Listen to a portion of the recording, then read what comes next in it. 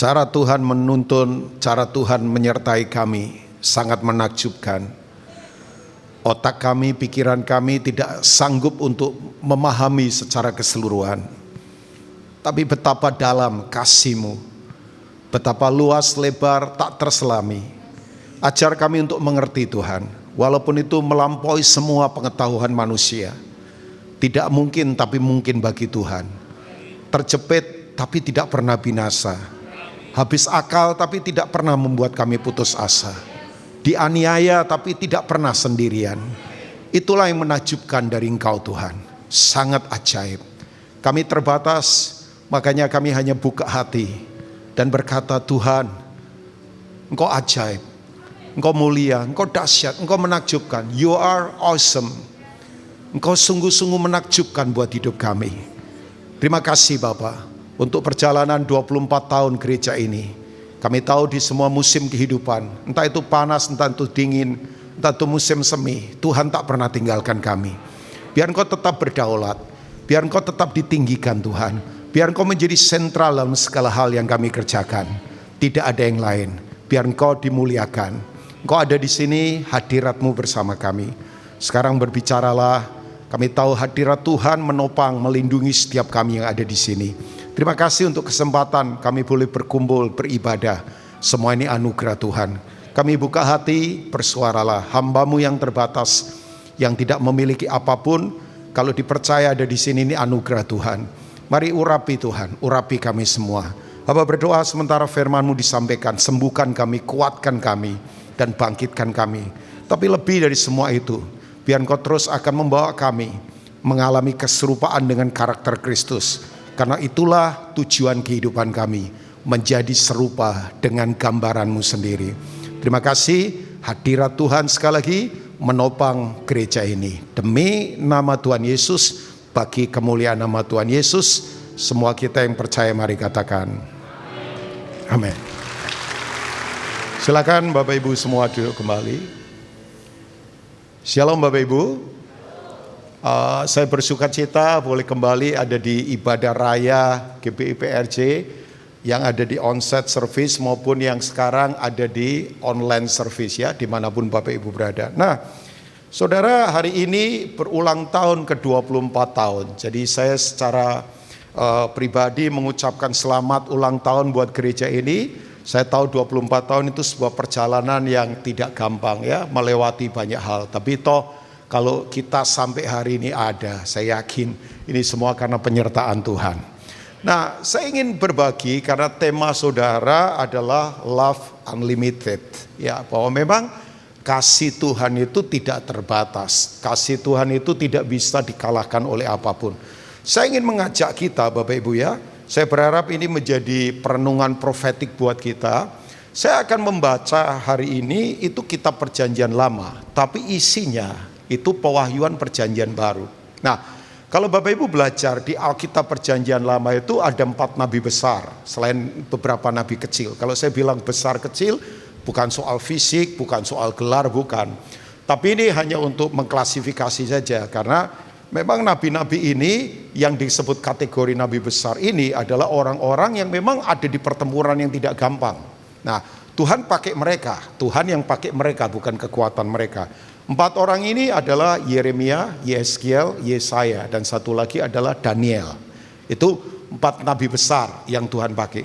Tapi yang luar biasa begini, walau mereka ada di perjanjian lama, pewahyuan yang Tuhan berikan pada mereka itu isinya perjanjian baru. Makanya kalau kita membaca, nanti saya akan baca pasal 31 dari kitab Yeremia. Itu Tuhan berkata begini, aku akan memperbarui lagi perjanjian, bukan lagi perjanjian seperti tertulis di loh batu, di mana nenek moyangmu melanggar waktu mereka keluar dari Mesir kan. Padahal mereka melihat perbuatanku yang ajaib. Makanya Bapak Ibu tahu ya, semua aturan dari luar itu percuma kalau orang tidak menghidupi dari dalam. Jadi orang dipaksa-paksa kayak apa, kalau hatinya tidak dicamah Tuhan, percuma. Ya udah capek saja. Pernah lihat gak ada orang? Ya dikasih aturan, dikasih apa di luar, tidak berubah-ubah. Ya masalahnya di dalam. Ya. Kadang-kala ada orang terpaksa ikutin aturan karena memang gini, takut nanti tidak diberkati misalnya, takut nanti jabatannya hilang misalnya, takut nanti apa begitu. Itu semua karena orang kemudian begini, takutnya semua hal yang di luar. Nah Tuhan mau kita tidak begitu. Kita mesti taruh hukum-hukum Tuhan itu in our heart, di hati kita. Makanya kalau ada di hati kita, orang lihat atau tidak, kita tetap takut akan Tuhan. Pernah lihat gak ada orang takutnya kalau diamati pemimpin? Ya kan?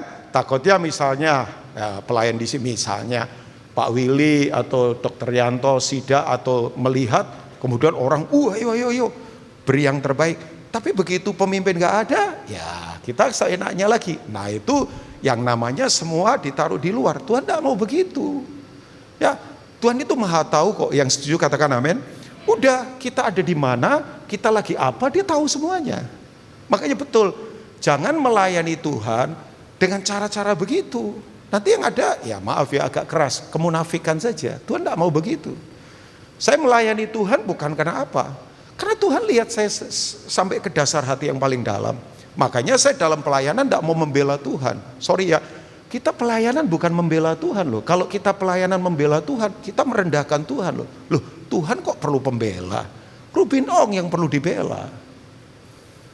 Ya kan? Saya melayani bukan untuk menunjukkan sesuatu, enggak. Identitas saya dalam Kristus cukup. Saya tidak perlu tunjukkan apapun. Saya tidak perlu tunjukkan saya ganteng walaupun iya.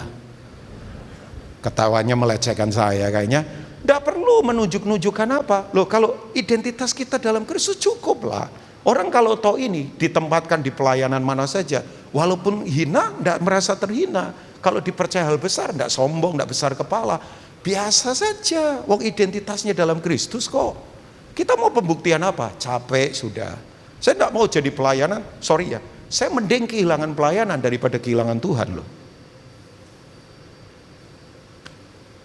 Loh, saya mending kehilangan pekerjaan daripada kehilangan Tuhan. Ada banyak orang dapat pekerjaan tapi kehilangan Tuhan. Ada banyak orang dapat pelayanan tapi kehilangan Tuhan. Kelihatannya pelayanan tapi Tuhan sudah tidak sama dia. Bisa dong. Ya kan? Ya kayaknya sedih mendengar ini ya. Nah, sebab kalau kita tidak kembali kepada apa yang ada di dalam kita, capek. Nah, Tuhan itu mau memperbarui perjanjian. Salah satunya ini yang Tuhan katakan. Yeremia pasal 31. Ayat yang ketiga sampai ayat yang kelima. Konteksnya di atas itu LAI memberi judul perjanjian baru. Perjanjian apa Bapak Ibu? Baru. Jadi makanya tadi saya katakan, walau ini nabi perjanjian lama, isi pewahyuannya perjanjian baru. Karena ini bicara hati, bukan lagi bicara hal yang di luar. Nah, Alkitab berkata begini, dari jauh Tuhan menampakkan diri kepadanya. Gantinya itu nama saudara silakan, Susi, Hendro, atau siapalah, Selamat, Tulkiem, atau siapa terserah ya. Tuhan menampakkan diri kepada Rubin. Ya, misalnya ini untuk saya ya. Bahwa dia berkata begini, aku mengasihi engkau dengan apa? Kasih yang kekal. Sebab itu aku melanjutkan kasih setiaku kepadamu. Aku akan membangun engkau kembali sehingga engkau dibangun, hai anak dari Israel. Engkau akan menghiasi dirimu kembali dengan rebana. Dan akan tampil dalam tarian orang yang bersukaria. Satu ayat lagi. Engkau akan membuat kebun anggur kembali di gunung-gunung Samaria. Ya, orang-orang yang membuatnya akan memetik hasil usahanya pula. Amin buat firman Tuhan. Nah, dari ayat ini Bapak Ibu semua, inisiatif untuk Tuhan mengasihi itu datang dari Tuhan. Bukan datang dari manusia.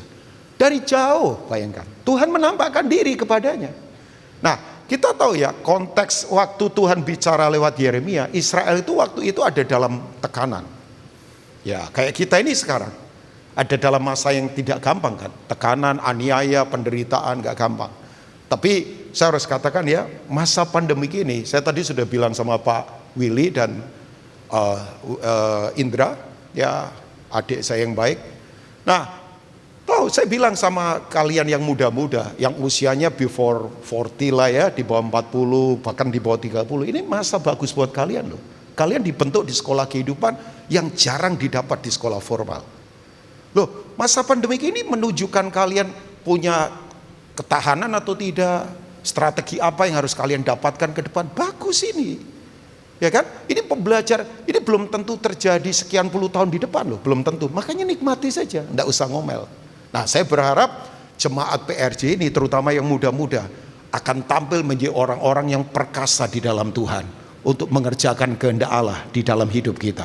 Yang mau katakan amin? Jangan marah, ini asik, ini membentuk kita, ini sekolah yang luar biasa yang menunjukkan kita kuat atau tidak dalam kehidupan. Nah, dari ayat-ayat ini pertanyaan saya, love unlimited, kasih Tuhan yang tidak terbatas, itu ternyata prinsipnya begini. Kasih Tuhan itu bekerja melampaui semua kekurangan dan semua hal yang membuat kita terbatas dalam kehidupan. Jadi kasih Tuhan itu bekerja melampaui semua keterbatasan, kekurangan, ataupun kesederhanaan hidup kita. Ya, dia bekerja melampaui semua itu. Makanya betul kan? Ya kan? Paulus berkata begini. Oke, kita bacalah ayat ini. Saya sangat diberkati. 1 Korintus pasal 15 ayat yang ke-10. Saya yakin yang suka membaca Alkitab hafal ayat ini ya. Boleh multimedia ditampilkan? 1 Korintus 15. Nah, ini dia. Bahwa Tuhan itu bisa bekerja melampaui semua kekurangan, ketidakberdayaan, semua kesederhanaan kita. Percayalah. Ya, jadi saya tidak pernah lupa. Oke, saya baca dulu ya. Tetapi karena kasih karunia Allah, karena kasih karunia siapa? Allah. Aku adalah sebagaimana aku ada sekarang. Dia tidak mengada-ngada. Apa adanya. Karena kasih Tuhan tidak. Orang kalau mengada-ngada pasti bohong. Orang kalau mengada-ngada pasti nggak jujur. Dia berkata, aku ini ada sebagaimana ada karena kasih karunia Tuhan. Siapa dia? Orang yang menulis ini orang hebat. Saya belum lama ini dipanggil pelayanan itu toko buku Immanuel ulang tahun ke-54. Ya, toko buku Immanuel memberkati Indonesia lah. Nah, itu beberapa teman saya ada di sana lah. Ya, ada John, ada beberapa yang lain kan. Ada Pastor Billy Lantang, itu kan masih keluarganya Immanuel. Nah, di Jalan Proklamasi buku-bukunya sangat memberkati. Pulang dari pelayanan dikasih buku, ya di toko besi, di toko buku. Kalau di toko besi pulang biasanya dibawain besi juga biasanya ya, tapi terlalu berat itu ya. Jadi buku itu bagus banget, tentang tebel sih satu bukunya itu tebelnya kira-kira 726 atau 30 halaman lah, ada dua, Perjanjian Lama dan Perjanjian Baru. Nah, waktu saya membuka di Perjanjian Baru, saya diberkati sekali. Itu temanya Unlocking the Bible. Bagaimana kita bisa membuka Alkitab dari sudut pandang seorang teolog yang diurapi Tuhan. Wah, asik sekali. Tapi kalau nggak suka yang begini, dogmatika sejarah, saudara jangan beli begini. Sebab membosankan. Tapi waktu saya membaca, saya kaget. Paulus itu ternyata orang yang memang backgroundnya luar biasa. Makanya kalau saya boleh berkata, kalau ada orang yang dipakai Tuhan secara luar biasa mempengaruhi Perjanjian Baru, itu Paulus. Tapi siapa dia? Dia itu mantan teroris yang jadi misionaris. Ya, dia jahatnya luar biasa. Orang ini memang pinter. Nah, orang pinter itu kecenderungannya kalau nggak ketemu Tuhan sombong. Pinter banget. Ya, saya baca backgroundnya Paulus, saya kaget. Dan Paulus itu ternyata nggak tinggi, agak pendek. Dan memang botak. Ya, cenderung nggak punya rambut. Terus alisnya itu tengahnya ketemu. Jadi saya kalau ketemu orang alisnya ke tengahnya ketemu, keturunannya Paulus ini kayaknya ya. Tapi dia nggak punya anak kan, cuman mengira-ngira saja. Tapi orang ini memang luar biasa. Aduh, kalau lihat backgroundnya keras kepala, dominan, pengennya dia tetap jadi nomor satu. Tapi Tuhan ubahkan dia begitu luar biasa. Nah, itu karena apa? Kasih Tuhan. Makanya saya baca ayat berikutnya, ya dia katakan ini 1 Korintus 15 ini. Jadi tidak usah takut, kasih itu melampaui semua kekurangan, semua masa lalu kita, semua ketidakberdayaan. Kalau orang ditanya, Pak, ke depan apakah ada kepastian? Gak ada kepastian secara dunia. Saya beritahu ya, ke depan ini tidak ada kepastian. Beberapa orang rencanakan liburan, batalin. Dan ada yang banyak rugi loh, di atas 100 juta. Saya punya anak rohani, satu keluarga mestinya ke Eropa. Kemarin, dibatalin.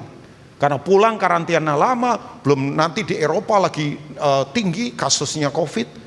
Sampai saya tanya rugi berapa? Ya rugi kira-kira 120 jutaan lah Kak Ruby. Ya ampun, itu duit semua enggak campur daun loh. Coba uang segitu dibelikan ketela, ya ampun, satu kelurahan makan kenyang. Dan saya yakin udara kelurahan itu pasti akan jorok, karena bau semua, orang kentut semua, coba bayangkan. Sampai saya berkata, ya tapi semua nggak pasti, semua nggak pasti, ekonomi nggak pasti, politik nggak pasti, keamanan nggak pasti, semua nggak pasti. Tapi saya beritahu, hanya kasih Tuhan yang memberi kepastian yang pasti di tengah situasi yang tidak pasti. Oh saudara itu kalau diberkati tepuk tangan ya, kayaknya seneng ya. Haleluya, haleluya. Oh iya, saya mau ngomong berkat terus saja ya kan, nggak supaya saudara semangat, enggak lah. Tapi begini, hanya kasih Tuhan yang bisa memberikan kepastian yang pasti di tengah situasi yang tidak pasti. Semuanya nggak pasti, Tuhan saja yang pasti. Makanya dia berkata begini, dan kasih karunia yang dianugerahkannya kepadaku tidak apa? Tidak sia-sia. Sebaliknya aku telah bekerja lebih keras daripada mereka semua. Rajin. Orang hidup dalam kasih itu nggak males. Orang hidup dalam kasih itu rajin. Orang hidup dalam kasih itu selalu bergerak. Nggak males-malesan. Makanya kalau orang berkata, udahlah semua karena kasih Tuhan, saya malas-malasan. Enggak, kasih enggak begitu. Orang kalau disentuh oleh kasih Tuhan, pasti hidupnya tidak berubah. Hidupnya pasti berubah, karakternya pasti berubah, semangatnya pasti berubah. Yang percaya katakan amin. Oh ya, kalau orang disentuh kasih Tuhan, enggak pernah sama lagi. Makanya betul, kebenaran disampaikan tanpa kasih itu hanya memisahkan kambing dari domba. Kebenaran disampaikan tanpa kasih itu hanya memindahkan kambing dari domba. Tapi kebenaran yang disampaikan dengan kasih selalu mengubah kambing menjadi domba. Saya ulangi, kebenaran disampaikan tanpa kasih itu hanya teori. Itu cuma memisahkan kambing dari domba, orang jahat dari orang benar. Tapi kebenaran yang disampaikan dengan kasih itu selalu mengubah orang jahat menjadi orang benar. Dia jahat, dia hancur, tapi Tuhan bekerja melampaui semua masa lalunya, semua kekurangannya. Makanya kalau ada dari kita yang berkata, Pak, saya terbatas, saya berat sekarang ini. Saya tahu sementara saya lagi siang ini yang duduk di sini maupun di rumah, saya tahu keadaan tidak gampang, tapi kasih Tuhan itu melampaui semua hal yang kita bisa pikirkan loh. Amin. Oh iya, percaya nggak Tuhan bisa melakukan perkara-perkara yang luar biasa buat hidup kita? Percaya Bapak Ibu? Makanya dia berkata, bukan aku, melainkan kasih karunia Allah yang menyertai aku. Jadi kasih Tuhan, kasih yang kekal itu selalu bekerja melampaui kekurangan dan keterbatasan kita. Saya ada di Ambon satu kali, saya suka di Ambon. Ya, saya banyak teman di Ambon. Coba, saya hadir di sebuah ibadah, ya ampun, orang Ambon kalau nyanyi, itu langsung bagi suara loh, 1, 2, 3, 4. Coba, dan orang Ambon kalau nyanyi, orang Ambon itu suaranya di bawahnya malaikat. Jadi malaikat, orang Ambon. Ya kan, makanya penyanyi-penyanyi dari Ambon sudah. Bahkan saya kalau ketemu teman orang Ambon sampai fales, saya meragukan keambonannya. Oh iyalah, Ambon Papua itu pinter-pinter nyanyi kan, karena biasa teriak-teriak di pantai. Jadi makanya lepas itu oktavnya tinggi. Saya bercanda sama mereka. Tapi saya duduk, saya ngobrol sama teman saya, lagi makan itu tuh, kayak rujak begitu di pantai, kita lagi makan begitu. Teman saya cerita begini, Pak Rupin, saya itu punya cerita. Ada satu anak, kerjanya itu ada di itu, office boy dari kantor Pertamina di Ambon. Ya, lulusan cuman SD, kerjanya di office boy, jadi nyiapin makanan, minuman begitu. Tapi yang luar biasa, anak ini hatinya luar biasa buat Tuhan. Tuhan sentuh dia, hidupnya diubah. Bapak Ibu tahu yang luar biasa. Kemudian begini, dia kemudian dapat anugerah. Ada orang pengen sekolahkan dia, tetap bisa kerja, ambil paket begitulah. Sorenya dia bisa sekolah. Sampai kemudian begini, dia lakukan itu, akhirnya dia bergelar sarjana. Nah, posisinya dia di pekerjaan makin naik. Sampai terakhir kemudian dia dipindah ke Rusia, jadi bagian pembelian. Bayangkan, oh ya udah gaji posisinya di Rusia. Jadi dia orang Pertamina yang ditaruh di sana. Ya banyaklah cerita begitu ya. Tapi bukan berhenti pada itu. Kalau itunya saja biasalah, posisi gaji biasa. Wong orang posisinya memang di luar kok ya, gajinya udah pakai standar dolar. Tapi yang luar biasa, satu kali orang ini punya kenalan ya dengan jemaat gereja ortodoks yang di Rusia. Nah, jemaat ortodoks di Rusia itu jemaat yang memang itu tuh mayoritas di sana. Rusia itu kan jemaatnya ortodoks ya, punya pakaian tertentu itu para pendetanya kan. Nah yang luar biasa, satu kali temannya dia orang Rusia berkata begini, saya lihat kamu itu kayak disertai Tuhan, kasih setia Tuhan ada pada kamu, boleh enggak?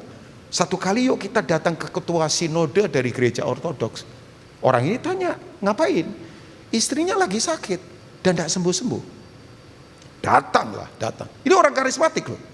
Coba begitu datang, kemudian dia bahasa roh loh, walaupun tidak kenceng-kenceng, dia bahasa roh. Dia tumpang tangan pada istrinya, ketua sinode ortodoks ini, sembuh loh. Dan sekarang orang ini itu jadi pembicara keliling di seluruh Rusia untuk gereja-gereja ortodoks. Saya dengar ini, saya berkata, wow, artinya dia jadi rasul buat gereja-gereja ortodoks di Rusia. Dari orang nothing, yang orang berkata tidak mungkin. Makanya saya tadi bilang, kalau cuman kedudukan dia kerja biasa, dia punya fasilitas biasa. Tapi kemudian dia bisa masuk ke gereja-gereja ortodoks, jadi berkat di sana, jadi pembicara keliling ke seluruh Rusia dan mengajar di sana.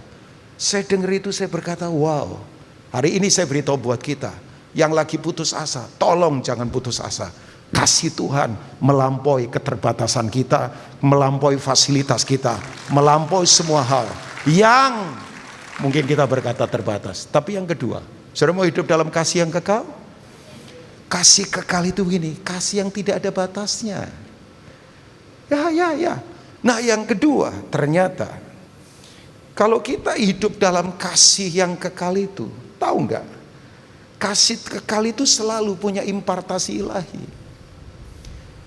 Bahwa waktu Tuhan sentuh kita, itu kita diubahkan supaya kita bisa jadi berkat buat orang di sekitar kita. Jadi kasih yang kekal itu selalu punya impartasi ilahi dalam kehidupan. Percaya enggak Tuhan selalu akan tolong kita? Amin. Percaya enggak Tuhan tidak pernah terlambat untuk tolong kita? Amin. Tapi begini, jangan hanya berhenti pada hidup kita, itu biasa. Oh iya. Orang tanya begini, Pak Rubin, selama 2 tahun pandemi ini, kan saya tahu selama pandemik semua goncang. Ya kan? Dari pendeta sampai preman goncang semua loh, coba. Oh iya. Saya ketawa itu baca artikel. Pencopet-pencopet di Bangkok itu kemudian turun omsetnya. Jadi para pencopet di Bangkok turun omsetnya sampai 75%. Lah iya, nggak ada turis kok. Coba, semua yang punya profesi P itu turun semua loh, coba. P, pilot turun, pengemudi turun, penjahit turun. Ya coba. Petinju, penyanyi, pendeta, preman. Coba. P semua itu, pengusaha, semuanya turun. Tapi kan sampai hari ini kita bisa ada. Saya mau beritahu alasannya apa? Ya, ada yang berani sombong bahwa ini karena kekuatan kita. Enggak. Semua kita bisa ada sampai hari ini. Ini karena kemurahan Tuhan. Bayangkan bulan Juli air mata saya netes terus. Karena di tim kita beberapa pulang. Dan salah satunya kakak rohani saya yang tidak pernah sakit. Setiap perjalanan misi ke pedalaman, batuk saja tidak pernah. Pilek apalagi. Minum-minum kayak obat tolak angin atau apa, tidak pernah. Seger bangun pagi-pagi, pulang bisa malam. Drive di pedalaman bisa berjam-jam dengan kondisi jalan yang berat. Dia segernya luar biasa. Tapi saya masih ingat, tanggal 2 Juli dia kena varian Delta. Kita lagi rencanakan Februari ini ada School of New Generation. Kan kita udah ada kan puluhan tahun, hampir di seluruh Indonesia. Kita mau turun lagi nih ke lapangan. Udahlah, kita adakan nanti bulan Februari ini dalam anugerah Tuhan. Kita janjian, tiba-tiba setelah rapat seminggu kok nggak ada kabar dia. Nah dikontak sama teman saya, pastor juga. Ditanya, ya saya kurang sebentar lagi saya akan selesai. Ditanya kenapa? Ternyata kena. Dan kemudian tahu nggak, dia bernubuat buat dirinya sendiri. Dia berkata ini cuman seminggu kok di tubuh saya. Nah asumsi saya dia seorang nabi. Oh ya, dia penerjemah.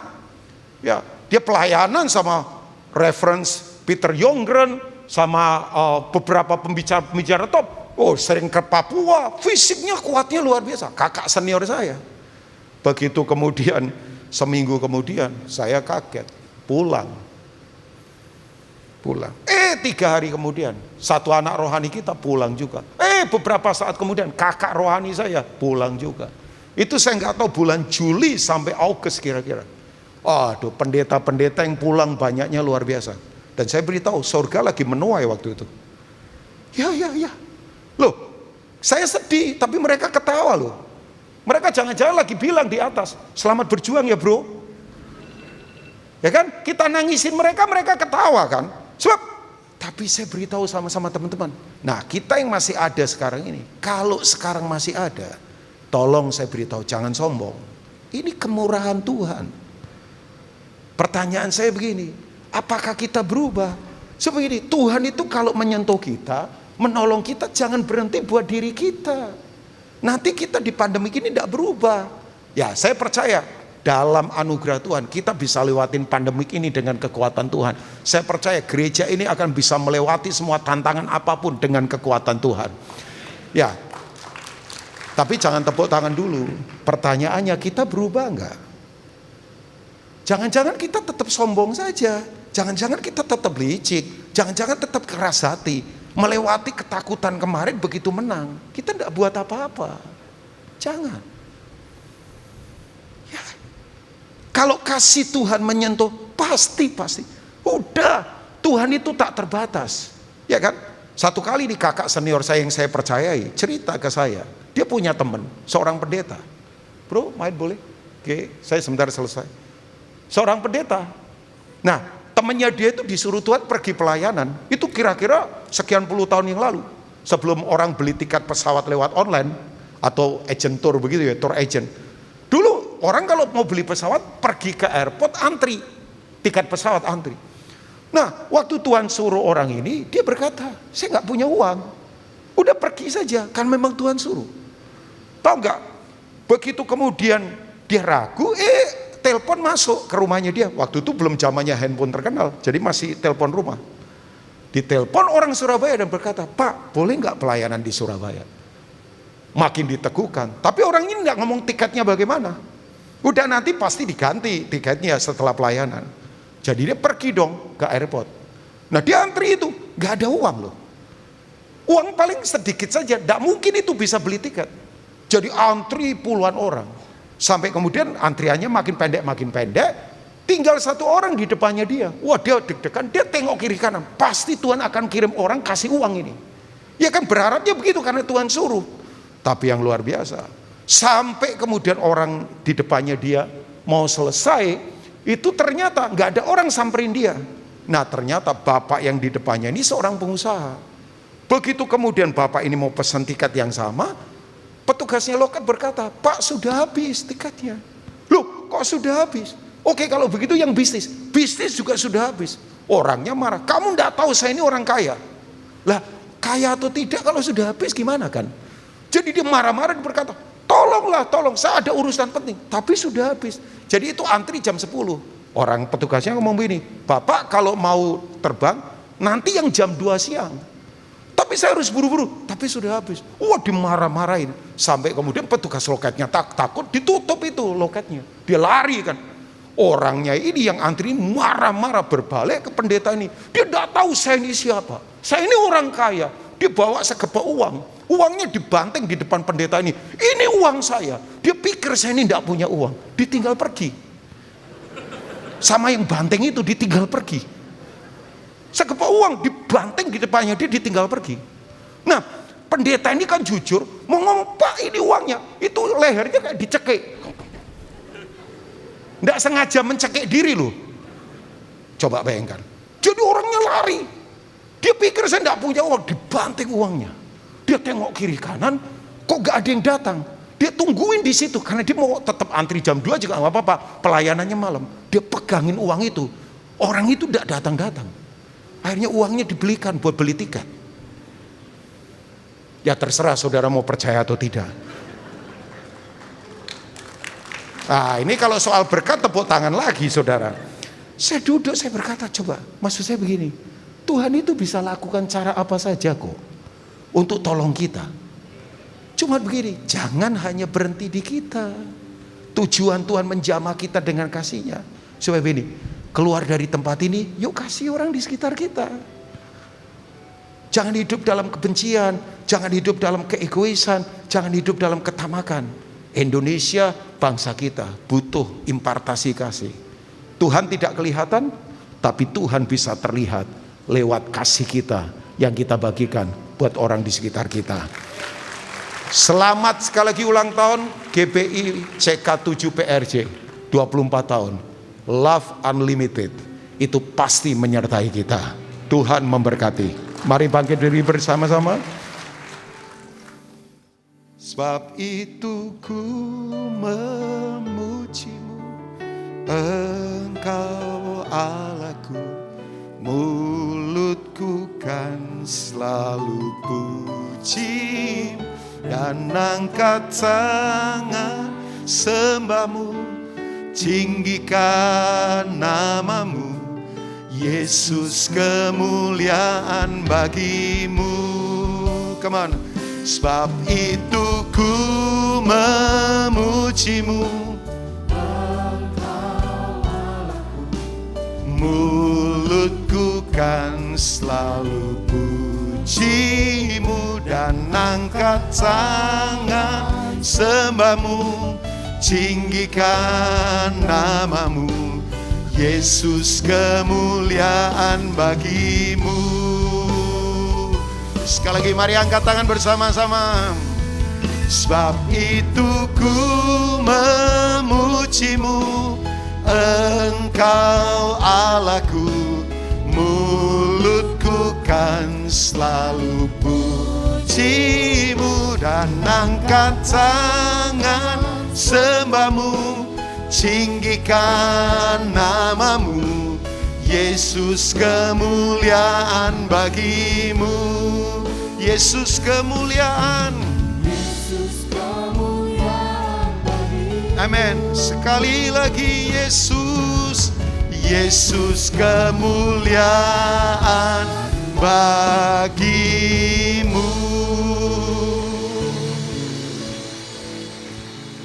Boleh taruh tangan di dada kita.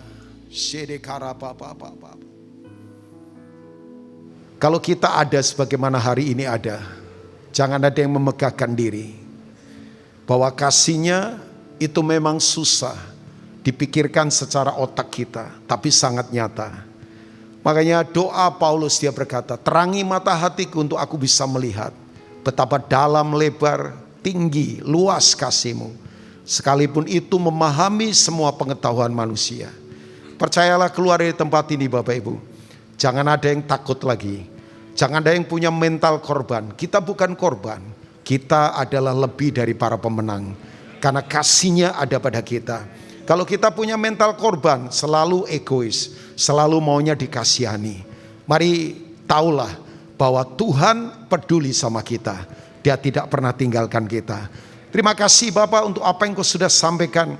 Gereja ini menginjak 24 tahun. Kami yakin perjalanan yang tidak mudah. Dan di depan tantangan akan semakin gawat, akan semakin besar. Tapi kami yakin kasih Tuhan memampukan untuk kami tetap tegak berdiri dan berkata, kami kuat karena Tuhan. Kami bersukacita karena Tuhan. Kami tidak tergoyahkan karena Tuhan menopang kami. Hari ini yang sedang lemah, dimanapun kami berada, termasuk yang ada di live streaming, Tuhan kuatkan kami. Hari ini yang sakit sembuhkan kami. Hari ini yang jatuh angkat kami kembali. Harapan tetap ada.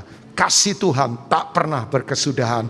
Terima kasih, sayangi umat-Mu, berkati umat-Mu demi nama Tuhan Yesus. Mari kita katakan. Silakan duduk. God bless you all.